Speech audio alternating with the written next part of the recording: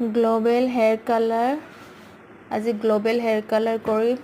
Hello' friends, কি খবৰ আপোনালোকৰ? মই জুৰি ৰয়, ফেশ্বন ডিজাইনাৰ বিউটিচিয়ান হয়।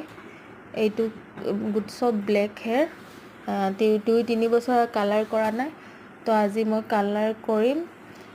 ডাৰ্ক ব্লণ্ড কালাৰ কপাৰ 6.4 ছেকশ্যনিং কৰিলোঁ। কালাৰ এপ্লিকেশ্যন কৰা হৈ গ'ল। তো এইখিনি মই 30-45 মিনিটছ ৰাখিলোঁ।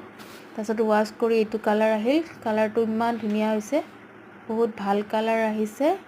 আপোনালোকেও যদি মোৰ পৰা ছাৰ্ভিচ কৰিব বিচাৰে, মোৰ ৰাজগড় লিংক ৰোড জনাপথৰ পাৰ্লাৰটো আছে, আপোনালোকে মোক কণ্টেক্ট কৰিব পাৰিব, মোৰ পাৰ্লাৰলৈ আহিব পাৰিব। এইটো কালাৰ ওলাইছে, একদম ধুনীয়া কালাৰ, বহুত ভাল লাগিছে কালাৰটো।